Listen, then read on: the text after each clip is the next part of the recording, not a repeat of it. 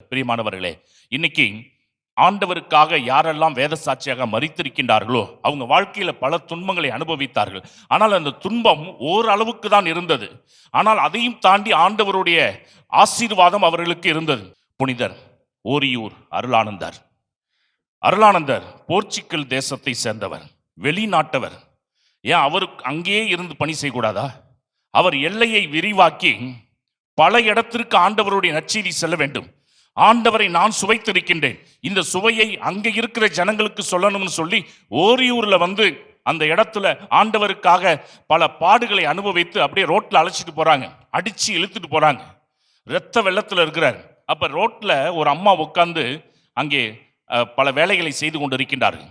இப்ப அந்த அருளானந்தரை அடிச்சு இழுத்துட்டு போறப்ப அந்த அம்மா வாய் தவர்ந்து அங்கே சொன்னாங்களாம், அந்த ஊருக்கு பேர் என்ன அப்படின்னா புல்லூர். அந்த புல்லூர் என்ற இடத்துல நடந்த சம்பவம். அந்த வழியா அருளானந்தர் அடிச்சு இழுத்துட்டு போறப்ப அந்த அம்மா வாய் திறந்து சொன்னது, அட பாவிகளா, ஏற்கனவே யார் செஞ்ச பாவமோ தெரியல, நம்ம ஊர்ல புல்லு மட்டும்தான் முளைக்குது, அந்த ஊர்ல நெல்லு முளைத்து சரித்திரம் இல்லையாம். புல்லு மட்டும்தான் முளைக்குமா? யார் கொடுத்த சாவமோ தெரியல, ஏற்கனவே புல்லு தான் முளைச்சிட்டு இருக்குது. இப்படி ஒரு பாவமும் செய்யாத இவரை அடிச்சு இழுத்துட்டு போறீங்களடா, இனிமே இந்த இடம் எப்படி மாறப்போகுதுன்னு தெரியலையேன்னு சொல்லி அந்த அம்மா வைத்தறிச்சப்பட்டுச்சான். அப்ப அருளானந்தர் அப்படி திரும்பி பார்த்து சொல்லியிருக்கார், அம்மா, இனி இந்த ஊர் புல்லூர் இல்ல, நெல்லூர் என்று சொன்னார். அவருடைய வாய் முகூர்த்தம். இன்னைக்கு அந்த இடத்துல மட்டும் விவசாயம் அவ்வளவு அழகாக டாப்ல போய் கொண்டிருக்கின்றதாம்.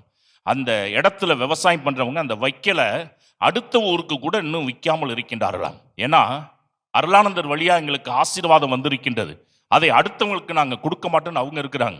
ஆனால் அங்க வெளிநாட்டில் இருந்த அவர் நம்ம நாட்டில் பணி செய்து அவர் வழியாக ஒரு அற்புதத்தை செய்து அவருடைய இரத்தத்தை சிந்தி அங்க இருக்கிற மக்கள் எல்லாம் இயேசுவை ஏற்றுக்கொள்ள செய்வதற்கு இவர் ஒரு கருவியாக மாறி இருக்கின்றார். அதனால் என்ன காரணம்?